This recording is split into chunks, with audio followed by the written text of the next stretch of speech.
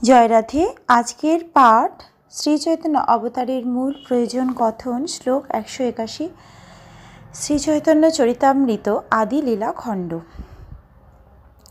তবে যে দেখিয়ে গোপীর নিজ দেহে প্রীত, সে হতো কৃষ্ণের লাগি জানিহ নিশ্চিত। নিজেদের দেহের প্রতি ব্রজগোপিকাদের যে প্রীতি দেখা যায়, নিশ্চিতভাবে জানতে হবে যে তা কেবল শ্রীকৃষ্ণেরই জন্য। ভগবান শ্রীকৃষ্ণের প্রতি ব্রজগোপিকারা যে নিঃস্বার্থ প্রেম প্রদর্শন করেছেন তার কোনো তুলনা নেই। তাই ব্রজগোপীরা যে অত্যন্ত সুন্দরভাবে নিজেদের সজ্জিত করেন, সেই বিষয়ে আমরা যেন কখনো ভুল না বুঝি। তারা যতদূর সম্ভব সুন্দর করে নিজেদের সাজাতেন, যাতে তাদের সৌন্দর্য দর্শন করে শ্রীকৃষ্ণের সুখ হয়।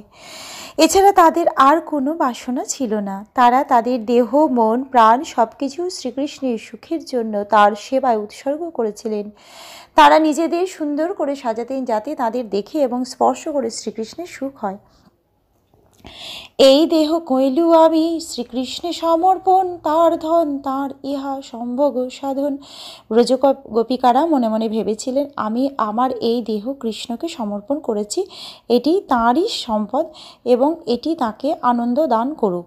এ দেহ দর্শন স্পর্শে কৃষ্ণ সম্ভাষণ, এই লাগি করে দেহের মার্জন ভূষণ। এই দেহ দর্শন করে এবং স্পর্শ করে কৃষ্ণ আনন্দ উপভোগ করেন, সেই হেতু তারা তাদের দেহ মার্জন করতেন এবং সুন্দরভাবে সাজাতেন।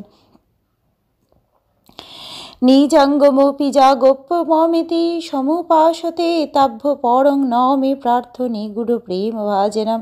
হে অর্জুন, যে গোপীরা তাদের নিজেদের শরীর আমার ভোগ্য বলে যত্ন করে এবং সাজায়, সেই গোপিকাদের থেকে অধিক প্রিয় আমার আর কেউ নেই। আর এক অদ্ভুত গোপী ভাবের স্বভাব, বুদ্ধির গোচর নহে যাহার প্রভাব। গোপী ভাবে আর একটি অদ্ভুত স্বভাব রয়েছে, যার প্রভাব বুদ্ধির অগোচর। গোপীগণ করে যবে কৃষ্ণ দর্শন, সুখ বাঞ্ছা নাহি সুখ হয় কোটি গুণ। গোপীরা যখন শ্রীকৃষ্ণকে দর্শন করেন তখন তার অসীম সুখ অনুভব করেন, যদিও সুখভোগের কোনো বাসনা তাদের নেই। গোপিকা দর্শনে কৃষ্ণের যে আনন্দ হয়, তাহা হইতে কোটি গুণ গোপী আস্বাদয়। গোপীদের দর্শন করে শ্রীকৃষ্ণের যে আনন্দ হয়, তার থেকে কোটি গুণ আনন্দ গোপীরা আস্বাদন করেন। গোপীদের অদ্ভুত চরিত্র সাধারণ মানুষের কল্পনারও অতীত।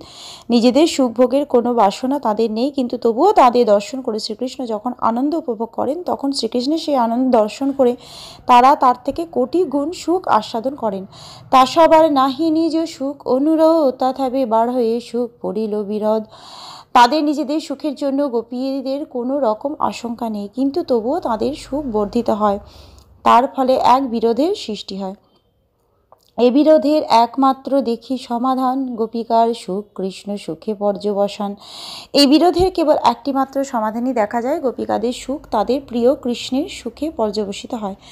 গোপিকাদের এই অবস্থা তাদের কিংকর্তব্য বিমূঢ় করে তোলে, কেননা যদিও তারা তাদের নিজেদের সুখ চান না, তবুও অযাচিতভাবে সুখের অনুভূতি আসে। তাদের এই কিংকর্তব্য বিমূঢ়তার একমাত্র সমাধান হচ্ছে যে গোপিকাদের সুখ শ্রীকৃষ্ণের সুখে পর্যবসিত হয়। বৃন্দাবনের ভক্তরা তাই শ্রীমতী রাধারানী ও তার সহচরী গোপিকাদের সেরা করার চেষ্টা করেন। কেউ যদি গোপিকাদের কৃপা লাভ করেন, তাহলে শ্রীকৃষ্ণের কৃপা লাভ করা অত্যন্ত সহজসাধ্য হয়, কেননা গোপিকারা সুপারিশ করলে শ্রীকৃষ্ণ সেই ভক্তের সেবা গ্রহণ করেন। শ্রী চৈতন্য মহাপ্রভু তাই শ্রীকৃষ্ণের পরিবর্তে গোপিকাদের প্রীতি সাধন করতে চেয়েছিলেন, কিন্তু তার চারপাশের অনেক মানুষই তাকে ভুল বুঝেছিলেন এবং সেই জন্যই শ্রীচৈতন্য মহাপ্রভু গৃহস্থ আশ্রম পরিত্যাগ করে সন্ন্যাস গ্রহণ করেছিলেন। গোপিকা দর্শনে কৃষ্ণের বাঢ়ে প্রফুল্লতা, সে মাধুর্য বাঢ়ে যার নাহিক সমতা। গোপিকাদের দর্শন করে শ্রীকৃষ্ণের আনন্দ বর্ধিত হয়, আর সেই সঙ্গে তার অতুলনীয় মাধুর্যও বর্ধিত হয়। আমার দর্শনে কৃষ্ণ পাইল এত সুখ, এই সুখ গোপীর প্রফুল্ল অঙ্গমুখ। গোপিকারা মনে মনে বিবেচনা করেছিলেন, আমাকে দেখে কৃষ্ণ এত সুখ পেয়েছে। সেই চিন্তা তাদের দেহ এবং মুখের সৌন্দর্য ও পূর্ণতা অন্তহীনভাবে বর্ধিত করেছিল। গোপী শোভা দেখি কৃষ্ণের শোভা বাড়ে যত, কৃষ্ণ শোভা দেখি গোপীর শোভা বাড়ে তত। গোপীদের সৌন্দর্য দর্শন করে শ্রীকৃষ্ণের সৌন্দর্য বর্ধিত হয়, আর গোপীরা যতই শ্রীকৃষ্ণের সৌন্দর্য দর্শন করেন ততই তাদের সৌন্দর্য বর্ধিত হয়। এই মতো পরস্পর পরে হুড়া হুড়ি, পরস্পর বাঢ়ে কেহ মুখ নাহি মুড়ি। এভাবেই তাদের মধ্যে প্রতিযোগিতা শুরু হয়। এবং এই প্রতিযোগিতায় কোনো পক্ষই পরাজয় স্বীকার করেন না। কিন্তু কৃষ্ণের সুখ হয় গোপী রূপ গুণে, তার সুখে সুখ বৃদ্ধি হয় গোপীগণে। কিন্তু গোপীদের রূপ ও গুণ দর্শন করে শ্রীকৃষ্ণ সুখ আস্বাদন করেন, আর তাঁর সুখে গোপীদের সুখ বৃদ্ধি হয়। অতএব সেই সুখ কৃষ্ণ সুখ পোষে, এই হেতু গোপী প্রেমে নাহি কামদোষে। তাই আমরা দেখতে পাই যে গোপীদের সুখ শ্রীকৃষ্ণের সুখের পুষ্টি সাধন করে, সেহেতু গোপীদের প্রেমে কামরূপ দোষ নেই। পরমা সুন্দরী গোপীদের দর্শন করে শ্রীকৃষ্ণ আনন্দিত হন এবং শ্রীকৃষ্ণের এই আনন্দ গোপীদের আনন্দ দান করে। তার ফলে সেই উজ্জ্বল যৌবনা গোপীদের দেহ ও মুখের সৌন্দর্য বিকশিত হয়।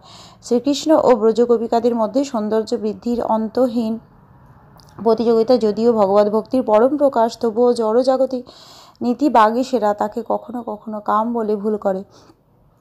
কিন্তু তাদের এই প্রেমের সম্পর্ক জড়জাগতিক নয়, কারণ শ্রীকৃষ্ণের সুখ সাধনের জন্য গোপিকাদের ঐকান্তিক আকাঙ্ক্ষা কামলেশহীন শুদ্ধ ভগবত প্রেম। উপেত্য পোথি সুন্দরী তিতোদিভিরাভিরোর্ভোজিতং স্মিতাঙ্কুর করম্বিতৈন তদপাঙ্গভঙ্গিশতৈ স্তনস্তবক সঞ্চরন্নয়ন চঞ্চরিকাঞ্চলং ব্রজে বিজয়িনং ব্রজে বিপিনদেশত কেশবম।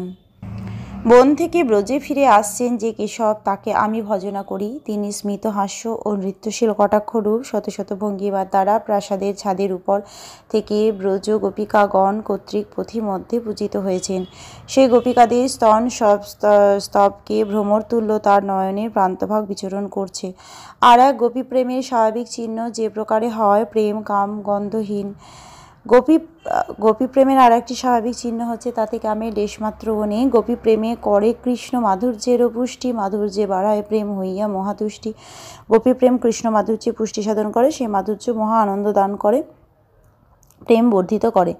প্রীতি বিষয়ানন্দে তদাশ্রয়ানন্দ, তাহা নাহি নিজ সুখ বাঞ্ছার সম্বন্ধ। প্রেমাস্পদের আনন্দ বিধান করে প্রেমের আশ্রয় প্রেমিকা আনন্দ উপভোগ করেন, তাতে নিজের সুখ বাসনার কোনো সম্বন্ধ নেই। নিরুপাধি প্রেম যাহা তাহা এই রীতি, প্রীতি বিষয় সুখে আশ্রয়েরও প্রীতি। নিজ প্রেমানন্দে কৃষ্ণ সেবানন্দ বাধে, সে আনন্দের প্রতি ভক্তের হয় মহাক্রোধে। নিঃস্বার্থ প্রেমের এই রীতি প্রীতি বিষয়ের সুখে প্রীতির আশ্রয় ও সুখ লাভ করে। নিজের প্রেমানন্দ যখন কৃষ্ণ সেবার বাধা সৃষ্টি করে, তখন ভক্তের সেই আনন্দের প্রতি মহাক্রোধ হয়। পূর্বে উল্লেখ করা হয়েছে যে প্রীতির আশ্রয় হচ্ছেন গোপীগণ এবং প্রীতির বিষয় হচ্ছেন শ্রীকৃষ্ণ। প্রীতি বিষয়ের আনন্দে আশ্রয়ের আনন্দ, এরকম আনন্দ সমৃদ্ধিতে গোপীদের নিজেদের সুখভোগের কোনো বাসনা নেই। তাদের আনন্দ শ্রীকৃষ্ণের আনন্দের উপর নির্ভরশীল। অহৈতুকী প্রেমের এই হচ্ছে রীতি। এই ধরনের শুদ্ধ প্রেম তখনই সম্ভব হয় যখন প্রীতি বিষয়ের সুখেই প্রীতির আশ্রয়ে সুখ। এই ধরনের নিষ্কলুষ প্রেমে নিজের প্রেমানন্দকে কৃষ্ণ সেবানন্দের প্রতিবন্ধক বলে মনে হয় এবং তখন সেই প্রেমানন্দের প্রতি ভক্তের মহাক্রোধ হয়। অঙ্গস্তরম্ভারম্ভোমুত্তুঙ্গয়ন্ত প্রেমা নন্দং দারুকো নাভ্যনন্দাৎ কংসারাতের বীর্জনে যেন সাক্ষাৎ হদিয়ানন্তরায় ব্যাধাই। শ্রীকৃষ্ণকে চামর ব্যজন করার সময় ভগবত প্রেমের প্রভাবে দারুকের দেহে স্তম্ভভাবের উদয় হয়ে তাঁর সেবায় বিঘ্ন সৃষ্টি করেছিল, তাই তিনি সেই প্রেমানন্দকে অভিনন্দন করলেন না। আজকের পাঠ এই অবধি। ভজ শ্রীকৃষ্ণ চৈতন্য প্রভু নিত্যানন্দ, শ্রী অদ্বৈত গদাধরে শ্রীবাসাদি গৌর ভক্ত বৃন্দ। হরে কৃষ্ণ কৃষ্ণ কৃষ্ণ হরে হরে, হরে রাম রাম রাম হরে হরে। জয় রাধে জয় রাধে, জয় রাধে জয় রাধে। জয় রাধে। ধন্যবাদ।